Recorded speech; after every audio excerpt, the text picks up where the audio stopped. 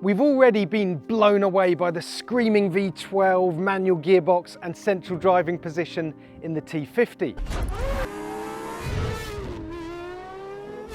We've been wooed by the more elegant and classical lines on the two-seater T33.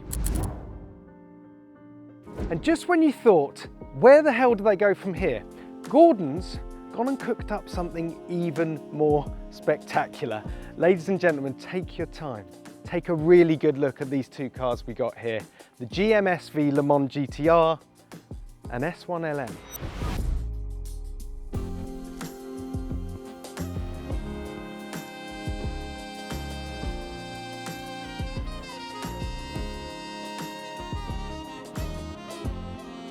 GMSV, or Gordon Murray Special Vehicles, is a new company designed to bring the imagination of Gordon's team and their most loyal customers to life. It will build rare and special supercars under three pillars: heritage, continuation or reimagined models from Gordon's back catalogue, bespoke, one-of-one customer commissions, that's the S1 LM, which stands for Special Vehicle 1 Le Mans, and finally SV Design, ultra-low volume specials based on GMA production cars, of which the Le Mans GTR is the first.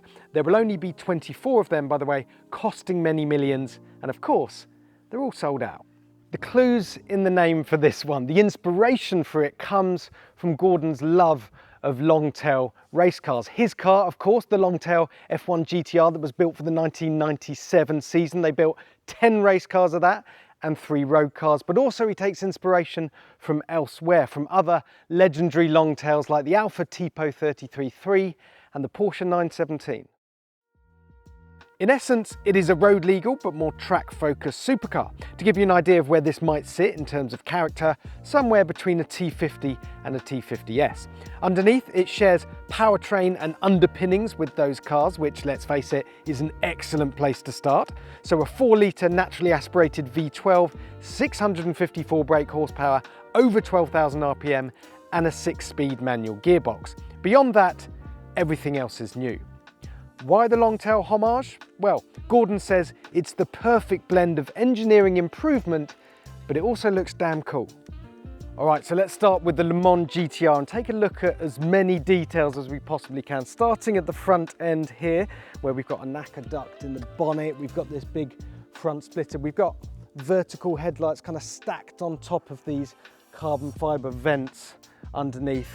Come down the side. And you'll notice the styling here is really quite smooth and elegant. You've got the flowing lines, quite a bit in common then with the T33 and the T50. You've also got the cameras for wing mirrors that you get on the T50. The suspension, you can't see it here, but it's lighter, it's stiffer. And the other big mechanical change here is that they've developed a new solid mounting system for that V12 engine in the back. GMA promises that it doesn't have a significant impact on MVH.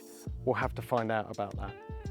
Down here, big side skirts leading to these new side pod intakes. That's cooling for the engine, cooling for the gearbox. Up here, we got the roof scoop, bit of a Gordon Murray signature, that one. So you get all that lovely intake resonance coming through the roof of the car. And come around the back, because this is where it gets really spectacular. This enormous full width carbon fibre rear wing, and notably no fan like you get on the T50 and T50S, but that's because you've got this elongated rear, this long tail, and what that does is allows the top surface to have enough space to drop right down and meet the rising undersurface from that diffuser, which lets all the air flow off the back and create that downforce and all that aerodynamic efficiency. You've also got 2 very large exhaust pipes down here. Now, I would like to show you the interior of this car, but it is a model at this stage. We do have some renderings though, so if you'd like to flash them up on the screen now. The idea with the interior is that it's more focused, it's more stripped out. The focus is on lightweight. I tell you what, the 24 people that get to drive around in this thing on the road, well, there's some lucky so-and-sos, aren't they? But get this, there is an even rarer new GMSV car. It's parked over there. Now, before we show you the S1 LM, a history lesson. Gordon Murray never designed the F1 to go racing, but a few wealthy customers convinced him and McLaren boss Ron Dennis otherwise. Time only allowed for minimal modifications to be made, but the F1 GTR duly romped home 1st, 3rd, 4th and 5th on its debut at the 1995 24 Hours of Le Mans, and a legend was born. To celebrate, McLaren created 5 GTR aping LM road cars, but with the added bonus of a more powerful V12 than was in either the race car or the standard road car. Over the years, other F1 road cars have been treated to the look-alike high downforce kit, while a special few also got the unrestricted race engine. Cars like this one, which rather looks like the source of inspiration for the modern day homage. Yep, this is the new GMSV S1 LM. Only 5 will ever be built, all going to the same customer who has a healthy obsession with Gordon's 1995 Le Mans winning F1 GTR and worked with the GMA team and his own designer to create a road-legal modern interpretation of his all-time hero. It also commemorates 30 years since that Le Mans win. Again, the basis here is a blend of T50 and T50S, so we've got a 3-seater layout, we've got a 6-speed manual gearbox, but the engine is even more special. It's been back to Cosworth for some fettling, and it's now been enlarged to 4.3 litres, but it's not just been bored out, it's got lighter internals too, so it still revs to over 12,000 RPM, but now produces over 700 horsepower. Imagine what that's going to sound like. Insane. Right, let's do what we did on the Le Mans GTR and just walk around and point out as many details as we can. And the game here is to spot those direct references to the 1995 F1 GTR, starting at the front. Right, we've got this aerofoil on the front clamshell here. That's definitely a reference. The headlights are really interesting actually, because you've got these very narrow slits which give the front of the car a really sort of modern, even futuristic look, but then these cutouts here are references to the much bigger headlights that you've got on the original. Come down the side. These gorgeous retro lozenge shaped cutouts on the top of the front wheel arch. You'll spot a lot of these lozenge shapes in the front there, in the front air intakes, on the wing mirrors here that are halfway up the A-pillar. The wheels, how can we not talk about the wheels? Gorgeous 5-spoke. This, like the Le Mans GTR, has lighter, stiffer suspension. It's got the same solid mounted engine as well. Come down the side, NACA duct in the shoulder. That wasn't on the original, but it looks very cool. The roof scoop on the top, of course, and the side of the car is really interesting. So you've got all these lovely, slightly harder shapes than you get with the T33 and the T50 these days, but direct reference to the F1, the angle that these lines flow up, it's just uncanny.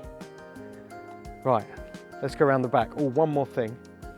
The engine cover here, again, these lozenge shaped cutouts. It's just gorgeous little retro references, but the back is where it's at. This is the angle that just blew me away when I saw it earlier. Of course, you've got this wing, which looks very much like the original. This is a 2-piece. That's a single piece though. And then down here, right down to the mesh, the 4 circular rear lamps, the 4 exhausts down there. It's just bizarre. It looks absolutely amazing. It's like a McLaren F1 has been put in a time machine. Imagine driving this thing to Tesco. Again, the show car here only had a partial interior, but the focus inside, as you can see in the renderings, is to lean into Gordon's founding principles of lightweight and engineering art, and have a bit of fun with the ear defenders, tartan seats, and wooden shifter. In a world awash with new supercars and hypercars, the trend is clear. Those for whom budget isn't really an issue want something that nobody else has, but more than that, they want something that has a scintillating chassis and powertrain, and preferably a strong backstory too, which is why I think that GMSV might have just struck gold here, because those are 2 bases that Gordon Murray has so firmly covered. Apparently, they're already working on some more specials. So here's an idea for you, Gordon. How about showing us all what the McLaren SLR could have been like if you were allowed to make all the decisions? Now there's an idea.